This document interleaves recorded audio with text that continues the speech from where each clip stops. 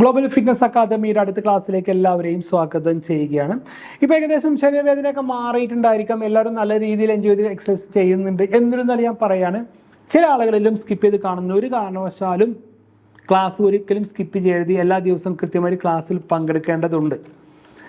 എങ്ങാനും ഒരു ദിവസം നമുക്ക് സമയത്തിന് ക്ലാസ്സിൽ പങ്കെടുക്കാൻ പറ്റിയില്ലെങ്കിൽ സ്വന്തമായിട്ട് ഒരു എക്സസൈസ് ചെയ്ത് ഇതിൻ്റെ കണ്ടിന്യൂഷൻ നിലനിർത്തേണ്ടത് അത്യാവശ്യമാണ്. മറ്റൊരു പ്രത്യേകത, മനുഷ്യൻ്റെ ഒരു മാനസികാവസ്ഥ, നമ്മൾ 1-2 ദിവസം നിർത്തി കഴിഞ്ഞാൽ പിന്നെ സ്റ്റാർട്ട് ചെയ്യാൻ പ്രയാസമാണ്. ഒരു കാരണവശാലും ഒരു ദിവസം വേണമെങ്കിൽ നിർത്തിക്കോ, ശരി. ഒന്നിൽ കൂടുതൽ ദിവസം ഒരു കാരണവശാലും എക്സസൈസ് നിർത്താൻ പാടില്ല. പിന്നെ അത് സ്റ്റാർട്ടിങ് കിട്ടാൻ ഭയങ്കര പ്രയാസമായിരിക്കും എന്ന് എല്ലാവരും അറിയിക്കണം. അപ്പോൾ നമ്മുടെ ഈ ക്ലാസ്സിന് മുമ്പേ ഉള്ള മോട്ടിവേഷൻ, നമ്മുടെ എക്സസൈസ് ക്ലാസ്, ലൈവ് ക്ലാസ്സിന് എക്സസൈസിന് മുമ്പുള്ള ഒരു മോട്ടിവേഷൻ ക്ലാസ് ആണ് നടക്കുന്നത്. അപ്പോൾ നമ്മൾ ഇന്ന് പറയുന്ന പ്രധാനപ്പെട്ട ഒരു കാര്യമാണ്. അത് നമ്മുടെ കേരളത്തിൽ ഭൂരിപക്ഷം സ്ത്രീകളും പൊണ്ണത്തടിയിലേക്ക് വരുന്നത്, 90% സ്ത്രീകളും പൊണ്ണത്തടിയിലേക്ക് വരുന്നത് പ്രസവത്തിന് ശേഷമാണ്. അപ്പോൾ നമുക്കറിയാം, നമ്മുടെ നാടുകളിലൊക്കെ ഈ പ്രസവാനന്തര ഭക്ഷണ രീതികളുണ്ട്. അതായത് കേരളത്തിലെ ഏത് ജാതി മത വിഭാഗമാണെങ്കിലും ശരിക്കും ഒരു പ്രസവാനന്തര ഭക്ഷണം വല്ലാത്തൊരു ഉത്സവമായിട്ടാണ് ഇത് ആഘോഷിക്കുന്നത്. അതായത് പ്രസവിച്ച് കഴിഞ്ഞാൽ പിന്നെ ഒരു 2-3 മാസം റെസ്റ്റ് എടുക്കുന്ന ഒരു സമയമുണ്ട്.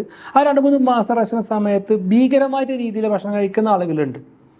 ഈ പ്രസവാനന്തരം ഒരു സ്ത്രീയെ സംബന്ധിച്ച് ശരീരത്തിൽ ഇവിടെ മുറിവുകളുള്ള റെസ്റ്റ് അത്യാവശ്യമാണ്, തർക്കമല്ല.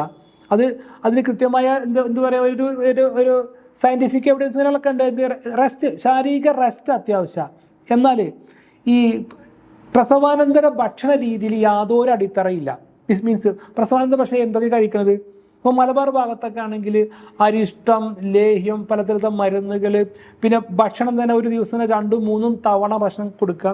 ഇങ്ങനെ ഈ വളരെ ഈ പ്രസവിച്ച് കഴിഞ്ഞ് 2-3 മാസത്തിൻ്റെ ഉള്ളിൽ ഏത് മെലിഞ്ഞ ആളുകളെയും തടിപ്പിക്കുന്ന രീതിയിലേക്ക് നമ്മുടെ സംസ്കാരം പോകുന്നത്. സംസ്കാരത്തിൻ്റെ കുഴപ്പമാണത്, കൾച്ചറിൻ്റെതാണത്. അതാ നമ്മൾ പ്രസവന രീതി ഇങ്ങനെയാണ്, അത് എല്ലാവരും ഇങ്ങനെ ചെയ്യുന്നു, നമ്മളിങ്ങനെ ചെയ്യുന്നു, അങ്ങനെ പോവുകയാണ്. അപ്പോൾ നിങ്ങൾ ചെയ്യേണ്ടത്, ഇത് കേൾക്കുന്ന ആളുകൾ ചെയ്യേണ്ടത്, പ്രസവാനന്തര ഭക്ഷണ രീതി എന്നുള്ള കൺസെപ്റ്റ് ഇല്ല. നിങ്ങൾ ഗർഭിണിയാകുന്നതിന് മുമ്പ് സ്ത്രീകൾ എന്തൊക്കെയാണ് ഭക്ഷണം കഴിച്ചിരുന്നത്, ആ ഭക്ഷണം തന്നെ കഴിച്ചാൽ മതി. അപ്പോൾ നമ്മളെ പഴമക്കാർ പറയും, ഒരു കുട്ടിയുള്ളതാണ്, കുട്ടിക്ക് പാലുണ്ടാവില്ല എന്നൊക്കെ പറയും. അതിലൊക്കെ യാതൊരു അടിസ്ഥാനവും അതിലില്ല. വേണമെങ്കിൽ കുറച്ചൊരു ഭക്ഷണം കൂട്ടാന്നല്ലാതെ ഈ കഴിക്കുന്ന ലേഹങ്ങളും അരിഷ്ടങ്ങളും മരുന്നുകളും പലതരത്തിലുള്ള ഭക്ഷണം ഒരു കഴിക്കേണ്ട ഒരാവശ്യവും ഈ സമയത്ത് ഇല്ല. ഈ സമയത്ത് വേണ്ട നല്ല റെസ്റ്റാണ് വേണ്ടത്. റെസ്റ്റ് മാത്രമല്ല, പ്രസവിച്ച് കഴിഞ്ഞാൽ ആദ്യത്തെ 1 മാസം കഴിഞ്ഞാൽ ചെറിയ രീതിയിൽ എക്സസൈസ് ആരംഭിക്കുക. അതായത് കയ്യിനും കാലും ചെറിയ രീതിയിൽ, വലിയ രീതിയിൽ ചെയ്യരുത്. ഇപ്പോൾ 1 മാസം പ്രസവിച്ച് 1 മാസം കഴിഞ്ഞോടുകൂടി ചെറിയ രീതി എക്സസൈസുകൾ തുടങ്ങാം. പിന്നെ 3 മാസം കഴിഞ്ഞാൽ അത്യാവശ്യം മോശമില്ലാത്ത എല്ലാ രീതിയിലും എക്സസൈസും തുടങ്ങാം. എന്നാൽ സിസേറിയൻ ഓപ്പറേഷൻ ആണെങ്കിൽ ഒരു 4-5 മാസത്തിന് ശേഷം എന്ത് ചെയ്യുക, വലിയ സ്ട്രോങ് ആയിട്ട് എക്സസൈസ് തുടങ്ങിയാൽ മതി. അപ്പോൾ എക്സസൈസ് തീരെ തുടങ്ങാൻ പാടില്ല എന്നല്ല പറഞ്ഞത്. പ്രസവിച്ച് കഴിഞ്ഞാൽ ആദ്യത്തെ 1 മാസം കഴിഞ്ഞാൽ തന്നെ ചെറിയ കൈയിനും കാലും ചെറിയ രീതിയിൽ എക്സസൈസ് ചെയ്തിരിക്കണം. അല്ലെങ്കിൽ ബോഡി എന്ത് ചെയ്യും, നമ്മളെ മസിൽസൊക്കെ ടൈറ്റ് ആവും. അത് ഏതെങ്കിലും ശരീരം വല്ല പ്രയാസപ്പെടുത്തും, ഇതിന് മെല്ലെ കൂട്ടിക്കൊണ്ടുവരാം. പക്ഷേ നോർമൽ പ്രസവമാണെങ്കിൽ ഒരു 90 കഴിഞ്ഞാൽ അത്യാവശ്യം എല്ലാ എക്സസൈസുകളും ചെയ്യാം. സിസേറിയൻ ആണെങ്കിൽ ഒരു 5 മാസം 6 മാസത്തോടെ അടുക്കുകൂടി ഏകദേശം എല്ലാ എക്സസൈസുകളും ചെയ്യാം. അപ്പോൾ അത് എന്ത് ചെയ്യുക, ഈ എക്സസൈസ് രീതി അങ്ങനെ ചെയ്യാം. ഫുഡ് എങ്ങനെ ചെയ്യേണ്ടത്, ഒരു കാരണവശാലും അമിത ഭക്ഷണം കഴിക്കരുത്. യാതൊരു ശാസ്ത്രീയ അടിത്തറ ഇതിൽ. ഇപ്പോൾ ഞാൻ എൻ്റെ നാടുള്ളത് നിലമ്പൂർ പ്രദേശത്താണ്. ഇപ്പോൾ എൻ്റെ നാട് നിലമ്പൂർ പ്രദേശത്ത് ഒരുപാട് ആദിവാസികൾ, ഒരു ആദിവാസി വിഭാഗത്തിൽപ്പെട്ട കുറേ കാട്ടുനായ്ക്കന്മാർ, ഒരുപാട് വിഭാഗങ്ങളുണ്ട്. എൻ്റെ വീടിൻ്റെ അവിടെ നിന്ന് ഒരു 10-15 കിലോമീറ്റർ പോയി കഴിഞ്ഞാൽ ഒരുപാട് ആളുകൾ, ആദിവാസികളും കാട്ടുവാസികളും താമസിക്കുന്ന ഏരിയ ഉണ്ട്. ഇവിടെയൊക്കെ പ്രസവം നടക്കുന്നുണ്ടല്ലോ. ഇവിടെ നിന്ന് എത്ര തടിച്ച ആളുകളൊന്നും കാണുന്നില്ല. കാരണം ആദിവാസികളെ സംബന്ധിച്ച് ഒരു പ്രസവം എന്ന് പറഞ്ഞാൽ ഒരു നോർമൽ ഒരു 19-30 ദിവസം റെസ്റ്റ് എടുക്കും. പിന്നെ അവരുടേതായ ജോലിയിലേക്ക് നീങ്ങുകയാണ് ചെയ്യുക. നമ്മളെ നാട്ടിൽ ഇത് അങ്ങനെയല്ല. പ്രസവിച്ച് കഴിഞ്ഞാൽ പിന്നെ 2-3 മാസം ഭീകരമായിട്ടുള്ള ഭക്ഷണം, പിന്നെ ഒരു വ്യായാമങ്ങളൊന്നുമില്ല. പിന്നെ അങ്ങനെ എന്ത് ചെയ്യുക, എണ്ണ തേച്ച് അവിടെ കിടക്കുക, അല്ലെങ്കിൽ എണ്ണ വെച്ച് റെസ്റ്റ് എടുക്കുക. ഈ അവസ്ഥയിൽ നിന്ന് മാറേണ്ടതുണ്ട്. റെസ്റ്റ് എടുക്കുക, റെസ്റ്റ് വേണം. നല്ല രീതിയിൽ വെള്ളം കുടിക്കണം. ഭക്ഷണം വളരെ പാകത്തിന് കഴിക്കുക. ചെറിയ വ്യായാമം ഘട്ടം കൂട്ടിക്കൊണ്ടുവരിക. അല്ല തീരെ വ്യായാമം ചെയ്യാതിരിക്കേണ്ട ആവശ്യം ഇല്ല. ഇങ്ങനെയാണ് വേണ്ടത്. എന്നിരുന്നാൽ ഈ നമ്മുടെ നാട്ടിലെ 90% സ്ത്രീകളും ഈ പൊണ്ണത്തടിയിലേക്ക് വരുന്നത് ഈ പ്രസവാനന്തര ഭക്ഷണരീതി 2-3 മാസത്തിന് സമയങ്ങളിലാണ്.